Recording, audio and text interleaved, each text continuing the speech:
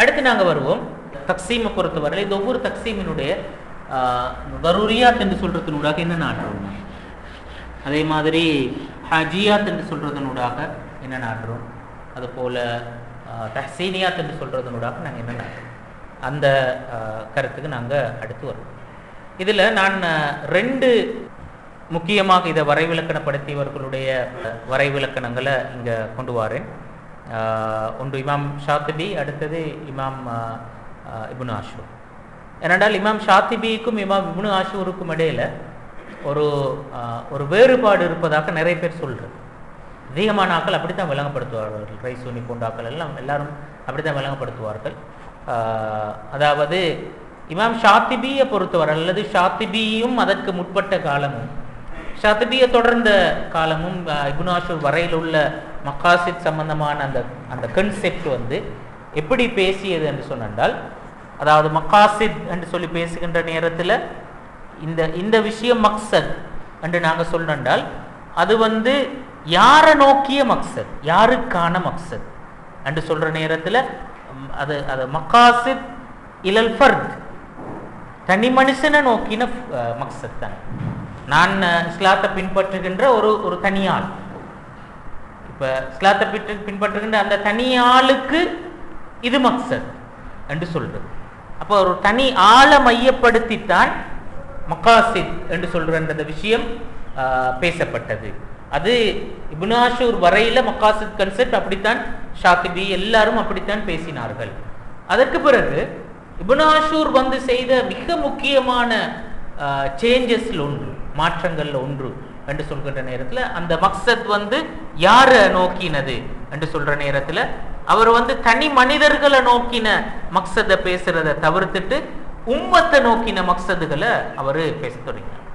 சமூகத்தை நோக்கின மொத்தமாக அந்த சமூகமாக கடைபிடிக்க வேண்டிய மக்சத் என்ன என்று சொல்றத இமாம் இப்னு ஆஷூர் பேசியதாக பலரும் சொல்வார்கள்.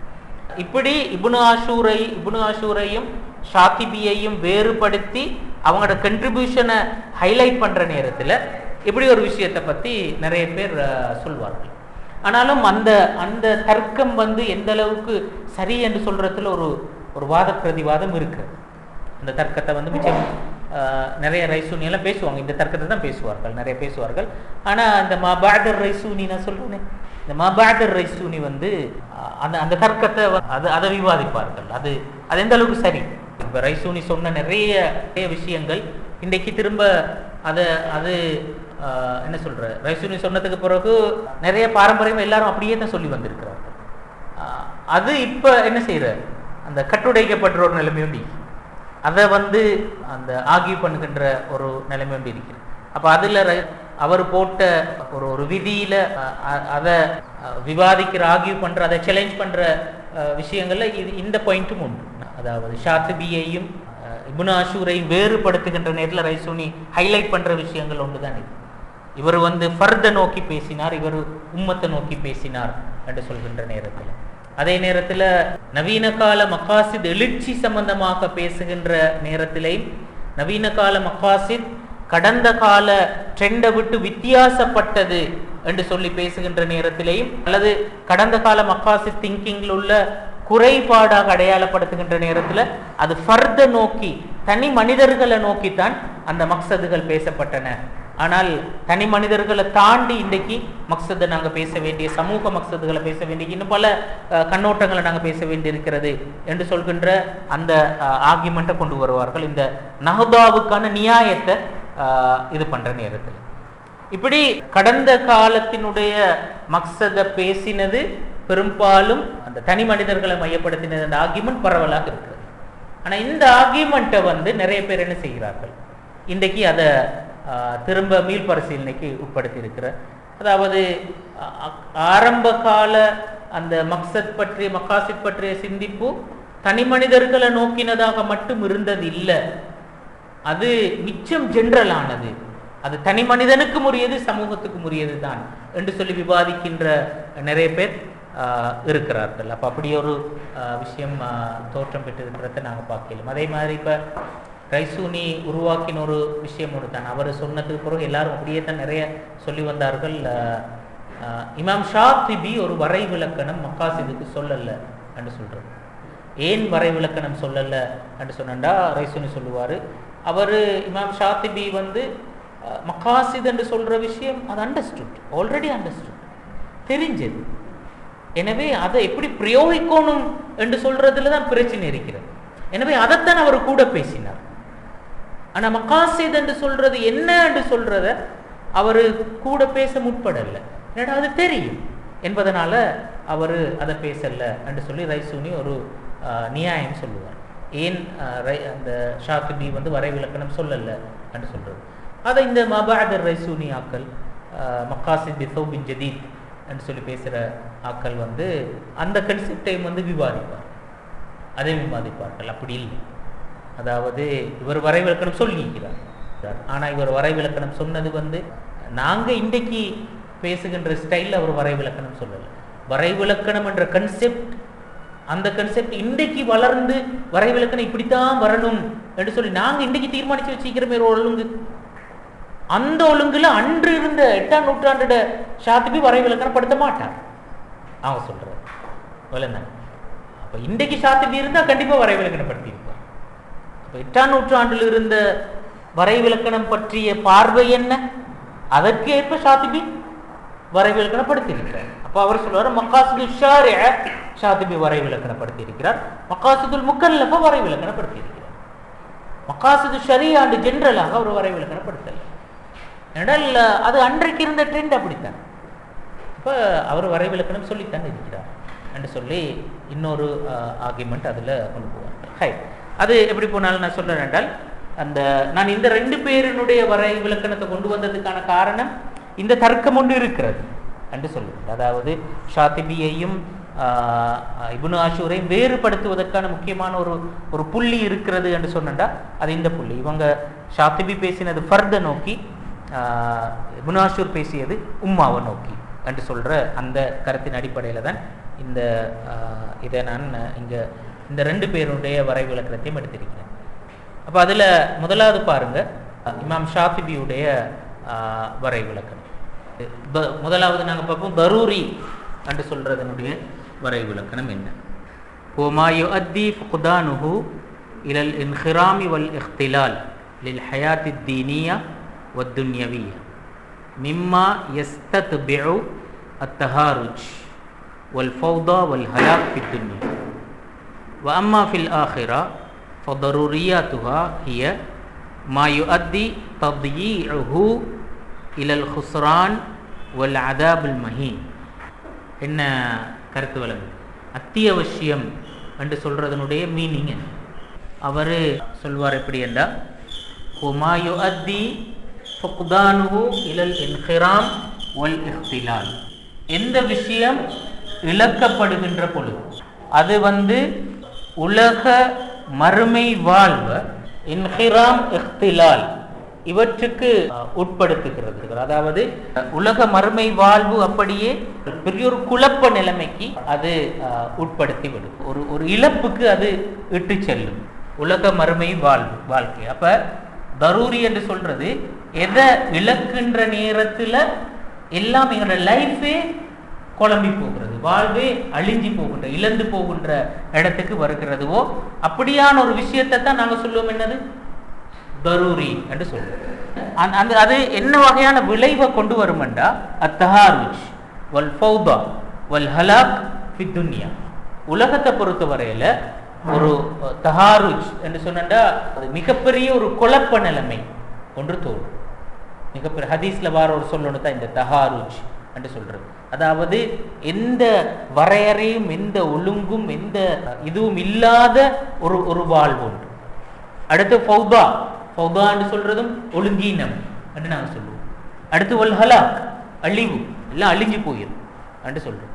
அப்ப அப்படி ஒரு தஹாருஜையும் ஃபௌதாவையும் ஹலாக்கையும் கொண்டு வரக்கூடிய ஒரு விஷயம் அது இல்லைண்டா இந்த விளைவு தான் வரும். ஃபௌதாவும் ஹலாக்கும் தஹாருஜும் தான் வரும். அப்ப அது இருந்தா தான் அப்ப எல்லாம் ஒழுங்காக இருக்கும், சிஸ்டமாக இருக்கும், ஒழுங்காக போகும். வாழ்க்கை என்று சொல்றது அது அந்த அந்த ஒழுங்காக இருக்கும் என்று சொல்றது அது இருந்தால் தான். அப்படியான ஒரு விஷயத்துக்கு தான் நாங்கள் சொல்லுவோம் என்னது தரூரி என்று சொல்லி நாங்கள் சொல்லுவோம். அது உலகத்தில்.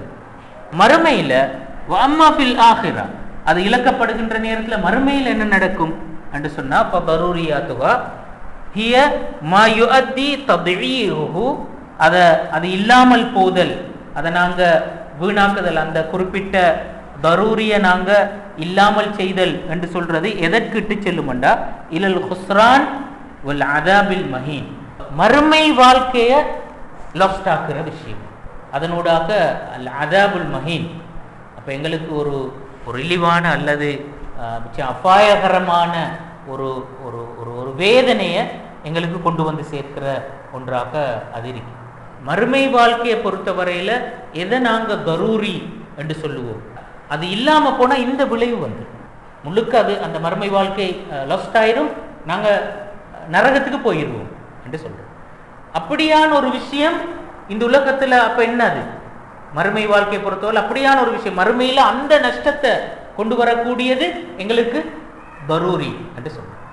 அதே மாதிரி உலகத்துல வாழ்வை அழிவுக்கு கொண்டு போகக்கூடிய ஒரு விஷயம், அது இல்லைண்டா வாழ்வு அழிவுக்கு போயிடும் என்று சொல்லக்கூடிய ஒரு விஷயம், அது தரூரி என்று சொல்றோம். அந்த தரூரி என்று சொல்றது அவை எவை என்று பேசுகின்ற நேரத்தில் இமாம் ஷாத்திபி வந்து இந்த 5 விஷயங்களையும் சொன்னார்.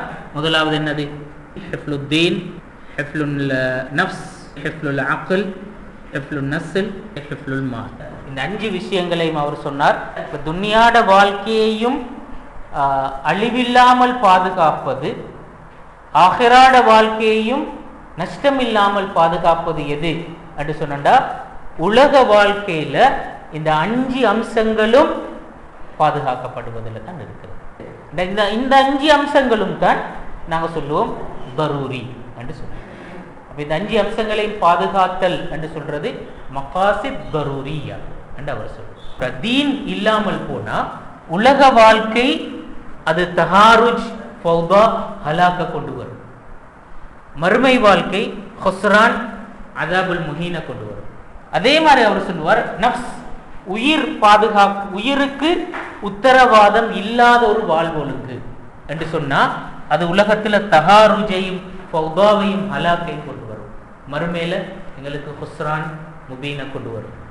அக்ல் பாதுகாக்கப்படுவதற்கான மனித அறிவு வளர்க்கப்படுவதற்கும் பாதுகாக்கப்படுவதற்குமான ஏற்பாடு உலகத்தில் இல்லை, அப்படி ஒரு ஒழுங்கு இல்லை என்று சொல்லி இருந்தா உலகத்தில் என்ன நடக்கும்? தஹாருஜ் ஃபௌதா ஹலாக் தான் உலகத்தை பொறுத்தவரை நடக்கும். மறுமையில எங்கட மறுமை வாழ்வு நஷ்டமடைந்து போகின்ற ஒரு விஷயம். அதே விஷயம் நஸ்ல் பரம்பரை, இந்த உலகத்துல மனித இனம் அதனுடைய தொடர்ந்த இருப்பு பாதுகாக்கப்படுவதற்கான ஏற்பாடு இல்லை என்று சொல்லியிருந்தார். உலகத்தில் என்ன நடக்கும்? தஹாருஜ் ஃபௌதா ஹலாக் அது நடக்கும். மறுமையில அது பெரிய நஷ்டமாக மறுமை வாழ்க்கை நஷ்டம். அதே மாதிரி தான் மால் செல்வம், செல்வத்தை பாதுகாத்தல் என்று சொல்வதற்கான ஏற்பாடு உலகத்தில் இல்லை, அது வளர்க்கப்படுவதற்கான ஒழுங்கு உலகத்தில் இல்லை என்று சொன்னாலும் அது தஹாருஜ் ஃபௌதா ஹலாக்க ஏற்படுத்துகிற ஒரு விஷயமா இருக்கும். உலக வாழ்க்கையை பொறுத்த வரையில மறுமையில எங்களை நரகத்துக்கு எடுத்துட்டு போற ஒரு விஷயம் உண்டாக அது இருக்க முடியும். இந்த 5 விஷயங்களும் மகாசித் தரூரியா ஏன் என்று சொன்னா உலகத்துல மனித வாழ்வை வந்து அதான் சொன்ன ஹயாத்து தீனியா துன்யவியா ரெண்டையுமே வந்து லாஸ்ட் ஆக்கிடக்கூடிய ஒரு விஷயம் என்று சொல்றோம். அதான் மகாசித் தரூரியா என்று சொல்றதுக்கான மீனிங்காக இமாம் ஷாஃபிபி விளங்கப்படுத்தினார். 10 நாளைக்கு முந்தைய இப்போ 2-3 நாளைக்கு முந்தைய உச்ச நீதிமன்றம் ஒரு தீர்ப்புன்னு கொடுத்திருக்கிறது தானே. அவங்களோட ஆணும் திருமணம் செய்யலாம், பெண்ணும் திருமணம் செய்யலாம். இந்த உறவு வந்து இது சட்டபூர்வமானது, அடிப்படை மனித உரிமை சார்ந்தது. இதை வந்து தடுக்கிறதுக்கு இயலாம். அதை தாண்டி அது மிக விரிவான ஒரு சட்டம் தீர்ப்புண்டு. அது மட்டுமல்ல, அதாவது மனிதன் மிருக உறவு அதுவும் அடிப்படை உரிமை சார்ந்த விஷயம், அதுலேயும் வந்து எந்த பிழையும் இல்லை. இப்படியெல்லாம் தீர்ப்பு கொடுத்திக்கிறாங்க.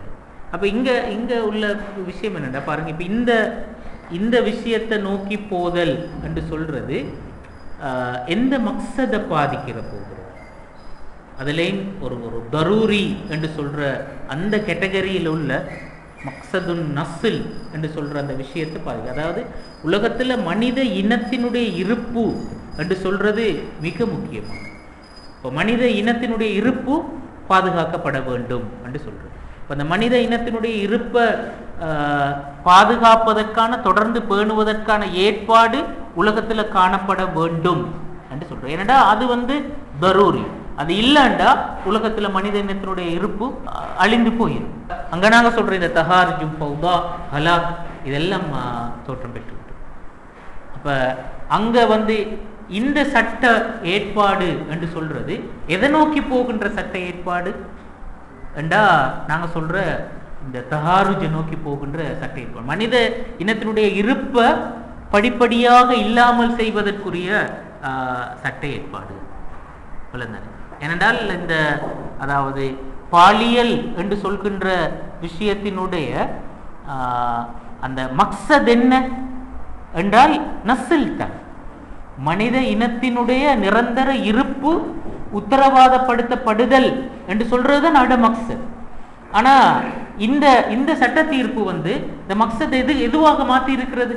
பாலியல் என்று சொல்றது அது ஒரு இன்பம் என்று சொல்றதாக மட்டும்தான் மாற்றி இருக்கு. அந்த இன்பம் உரிமை தாராளமா அனுபவிச்சுட்டு வைத்திருக்கு என்று சொல்றது. அந்த பாலியலை அதனுடைய மக்சதை ஒரு இன்பம் என்று சொல்கின்ற ஒரு விஷயம் ஒன்றாக மட்டும் மாற்றுவதனால என்ன நடக்கிறது என்று சொன்னா அது மனித இனத்துக்கே அபாயமான ஒரு விஷயம் உண்டாகத்தான் அது மாறுது. அல்லது அப்ப உண்மையிலே அடிப்படையில் ஒரு விஷயத்தை நம்புறோம் நாங்க, இஸ்லாம் பௌதீக உலக விதிகளுக்கு ஒரு நாள் முரணானது அல்ல. இஸ்லாம் பௌதீக உலக விதிகளுக்கு ஏற்புடையது தான், உட்பட்டது தான். அப்ப பௌதீக உலகத்திட விதிகளுக்கு முரண்பட்டு ஒன்று நடக்கின்ற நேரத்தில் கண்டிப்பாக அது மனித வாழ்க்கைக்கு பாதிப்பானதாகத்தான் இருக்கு. இப்ப நாங்க வருவோம் தரூரியா என்ற சொல்லுக்கு. இமாம் முஹம்மது தாஹிர் இப்னு ஆஷூர் எப்படி அதை வரைவிலக்கணப்படுத்தி இருக்கிறார் என்று சொல்லி நாங்கள் ஏற்கனவே சொன்னோம். ஷாத்திபியையும் தாஹிர் இப்னு ஆஷூரையும் அல்லது தாஹிர் இப்னு ஆஷூரும் அவருக்கு முன்னேயவர்களும் என்று சொல்லி நாங்கள் வச்சு பார்த்தால் அந்த ரெண்டு தரப்புக்கும் அல்லது அந்த அவருக்கும் அதற்கு முன்னேயவர்களுக்கும் இடையிலான மிக முக்கியமான வேறுபாடாக இமாம்கள் பலர் அடையாளப்படுத்தின விஷயம், தாஹிர் இப்னு ஆஷூர் மக்காசிதுக்கு ஒரு சமூக வடிவத்தை அல்லது சமூக முக்கியத்துவத்தை அதுக்கு வழங்கினார். அப்போ அந்த வகையில் அவர் மக்காசித் என்று சொல்லி எதை முக்கியமாக ஹைலைட் பண்ணி பேசினார் என்று சொன்னால், அதாவது ஒரு சொசைட்டியை பொறுத்தவரையில் அந்த சொசைட்டியினுடைய மக்சதுகள் என்ன, இந்த சமூகமாக அடையப்பட வேண்டியவை எவை என்று சொல்கின்ற அந்த விஷயங்களுக்கு தாஹிர் இப்னு ஆஷூர் கூட அழுத்தம் கொடுத்திருக்கிறார். அதற்கு முன்னேவர்கள் அப்படி சமூகமாக சிந்தித்தல் என்று சொல்றதற்கப்பால ஒரு தனி மனிதனாக அடையப்பெற வேண்டியவை தான் அவங்களோட சிந்திப்புல கூடுதலாக அழுத்தம் கொடுக்கப்பட்டிருக்கிறது என்று சொல்றது. இது ரெண்டுக்கும் இடையில் உண்மையிலே வித்தியாசம் இருக்கிறது. அதாவது நாங்கள் சாதாரணமாக ஒரு தனி மனுஷன் அடைஞ்சு கொள்ள வேண்டியவை, நான் ஒரு தனி மனுஷனாக இருக்கின்ற நேரத்தில் நான் அடைந்து கொள்ள வேண்டியவை என்று சொல்றதும், நான் பிறரோடு கலந்திருக்கின்ற நேரத்தில் அடைந்து கொள்ள வேண்டியவை என்று சொல்றதுக்கும் இடையில கண்டிப்பாக வித்தியாசம் இருக்கிறது. அப்ப அந்த வகையில அந்த அடிப்படையில தான் இமாம்கள் பலர் அந்த வேறுபாட்டை பத்தி பேசியிருக்கிறார்கள். பாருங்க, இப்னு ஆஷூருடைய வரைவிலக்கணம். அவர் சொல்லுவாரு, ஹியல்லதி தகூனுல் உம்மா பிமஜ்முஇஹா வ ஆஹாதிஹா ஃபி தரூரத்தின் இலா தஹ்சீலிஹா பிஹைது லா யஸ்தகீமு நிஸாம் பிஇக்திலாலிஹா பிஹைது இதா இன்ஹரமத் தஊலு ஹாலத்துல் உம்மா இலா ஃபசாதின் வ தலாஷின். இங்க இப்னு ஆஷூர் சமூகத்தை மையப்படுத்த வேண்டும் என்று சொல்ற அந்த அவருடைய அந்த எதிர்பார்ப்பு இந்த வரைவிலக்கணத்துக்குள்ளாலே பிரதிபலிக்கிறது. அப்ப இந்த வரைவிலக்கணத்துக்குள்ளாலே அவர் சொல்றாரு, எதை நாங்க தரூரியாத் என்ற அந்த கேட்டகரிக்குள்ளால் அடக்க போகின்றோம் என்றால், ஒரு சமூகத்தை பொறுத்த வரையில மொத்தமான வடிவத்திலையும் சரி தனித்தனியாகவும் சரி ஒரு குறித்த விஷயத்தை அந்த சமூகம் அல்லது அவர்கள் பெற்றுக்கொள்ளுதல் என்று சொல்வது மிக அவசியமானது என்ற நிலைமை காணப்பட வேண்டும் என்று சொல்றது. அப்ப அது முதலாவது கிரைட்டீரியாவாக அல்லது முதலாவது வரையறையாக அவர் சொல்லியிருக்கிறார். எதை நாங்க தரூரான்னு சொல்றது என்று சொல்றது. அடுத்து சொல்றாரு பாருங்க, பிஹைசு லா யஸ்தகீமு நிதாம் பிஹ்திலாலிஹா, அதாவது அந்த குறித்த செயற்பாடு இல்லாமல் போவதனால ஒழுங்கு சீர்குலைந்து விடும், அல்லது ஒழுங்கு அது அந்த முறையாக இருக்க மாட்டார். அப்ப அந்த அந்த குறிப்பிட்ட சமூகத்தினுடைய கட்டமைப்பு அது சீராக இருக்கணுமாக இருந்தால் அந்த அந்த அந்த குறித்த விஷயம் தேவை. அந்த குறித்த விஷயம் இருந்தால் தான் சமூகத்தினுடைய அந்த கட்டமைப்பு சீராக இருக்கு. இல்லாட்டி சமூக கட்டமைப்பு சீர்குலைந்து விடும் என்று சொல்றதைத்தான் அங்க சொல்றார். அடுத்து சொல்றார், பிஹைசு இதா இன்ஹரமத் தஊலு ஹாலத்துல் உம்மா இலா ஃபஸாதின் வ தலாஷின். அது ஷாத்திபி சொன்ன அதே விஷயம் தான். அந்த அந்த குறித்த விஷயம் செயலிழந்து போனா, பிஹைசு இதா இன்ஹரமத், அது எதற்கு இட்டு செல்லும்? இலா ஃபஸாதின் வ தலாஷ், அது ஒரு ஒரு குழப்ப நிலைமைக்கும் அடுத்து செயலிழந்த நிலைமைக்கும். தலாஷா என்று சொல்றது ஒரு விஷயம் ஒன்றோடொன்று இருக்கின்ற பிணைப்பு அருந்து போதல் என்று சொல்ற விஷயம். இப்போ எல்லாம் ஒரு சமூக கட்டமைப்பு என்று சொன்னா நாங்கள் சொல்லுவோம், ஒவ்வொன்றும் இன்னொன்றோட பிணைக்கப்பட்டு ஒரு ஒரு சிலந்தி வலை மாதிரி தான் இருக்கு. அப்ப அந்த அந்த பிணைப்பு அருந்து போனா எல்லாமே தனித்தனியாக வீழ்ந்து விடும். அப்ப அதைத்தான் நாங்கள் சொல்லுவோம் தலாஷா என்று சொல்லி. அப்ப அந்த அப்படியான ஒரு நிலைமைக்கு அது கொண்டு போய் சேர்க்கும் என்று சொல்லி சொல்வார். அப்ப இங்க இப்னு ஆஷூர் வழங்கப்படுத்துகின்ற விஷயமும் கிட்டத்தட்ட ஷாத்திபி தரூரியா என்று சொல்றதற்கு எதை சொன்னாரோ, எது ஒரு ஒரு ஒரு உம்மத் வாழுவதற்கு தேவை, ஒரு உம்மத் இந்த உலகத்துல நிலைத்து நிற்பதற்கு தேவை. அப்ப அதற்கு எது தேவையோ அந்த அந்த விஷயத்தை தான் நாங்கள் சொல்லுவோம் தரூரியா என்று சொல்லி. அப்போ இந்த ரெண்டு வரைவிலக்கணத்தையும் பார்க்குற நேரத்தில் உண்மையிலே நாங்கள் அந்த பொதுவாக பலரும் பேசுவது போல இவங்கெல்லாம் அஃப்ராத மையப்படுத்தி பேசினார்கள், இவர் உம்மத்தை மையப்படுத்தி பேசினார் என்று சொல்கின்ற அந்த அந்த கருத்து ஹைலைட்டான ஒரு விஷயம். ஆனால் இந்த தரூரியாத் ஹஜியா தஹ்சீனியாத்தை வரைவிலக்கணப்படுத்துகின்ற நேரத்தில் இப்போ ஷாத்திபியினுடைய வரைவிலக்கணம் தனித்து அஃப்ராத மட்டும்தான் ஃபோக்கஸ் பண்ணி இருக்கிறதுவா என்று பார்த்தா உண்மையிலே அப்படி இல்லை. இப்போ ஷாத்திபியோட வரைவிலக்கணத்தில் அது மிச்சம் ஜென்ரல் வசனங்கள்ல தான் இருக்கிறது. மாயு அத்தி ஃபிக்தானு இலல் இன்ஹிராம் வல் இஹ்திலால் லில் ஹயாத்தி தீனியா வ துன்யவியா அப்படி சொல்லியிருக்கிறார். அப்போ அது ஃபர்துக்குரியது என்று மட்டும் அவர் சொல்லவும் இல்லை, அல்லது உம்மத்துக்குரியது என்று மட்டும் அவர் சொல்லவும் இல்லை. அந்த ஃபர்த் உம்மத் என்ற சொல்ல பயன்படுத்தாமல் ஜென்ரல் டேர்ம்ல சொல்லி இருக்கிறார் என்றால் இது இல்லைண்டா உலக மறுமை வாழ்வு செதண்டி போயிடும் என்று சொல்றார்.